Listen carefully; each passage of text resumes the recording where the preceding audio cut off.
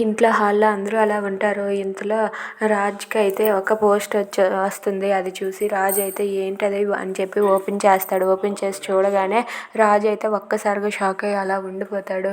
ఏంటి అమ్మ నాన్నకి డివోర్స్ ఇవ్వాలనుకుంటుందా అని చెప్పి షాక్ అయ్యి అలా చూస్తూ ఉంటాడు. ఇంతలో అక్కడ ఉన్న కావ్య అయితే ఏంటండి అది అని చెప్పి అంటూ ఉంటుంది. అది వినగానే రాజు ఇలా అంటూ ఉంటాడు, అమ్మ నాన్నకి డివోర్స్ ఇవ్వాలనుకుంటుంది అని చెప్పి అంటూ ఉంటాడు. అది వినగానే సుభాష్ అయితే ఒక్కసారిగా షాక్ అయ్యి అలా ఉండిపోతాడు. ఇక కావ్య అయితే ఇలా అంటూ ఉంటుంది, అత్తయ్య ఏంటండి ఇలాంటి పని చేశారు అని చెప్పి అడుగుతూ ఉంటుంది. దాంతో రాజు అయితే షటప్ నోర్మై, అయినా మీ ఇంట్లో ఏం నూరు పోశారు, మా అమ్మకి మీ అమ్మ నువ్వు కలిపి ఏదో నూరు పోశారు అని చెప్పి అంటూ ఉంటాడు. అది వినగానే అక్కడ ఉన్న కావ్య అయితే అయ్యో మేమెందుకండి అలా చేస్తాము అని చెప్పి అంటుంది.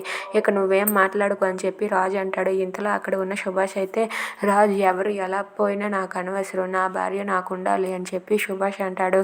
దాంతో రాజు అయితే నాన్న మీరేం టెన్షన్ పడకండి, రేపటికల్లా అమ్మ ఈ ఇంట్లో ఉండేలా నేను చేస్తాను, నేను మీకు మాట ఇస్తున్నానని చెప్పి రాజు అయితే సుభాష్తో అంటాడు. అది విని సుభాష్ మౌనంగా ఉంటాడు.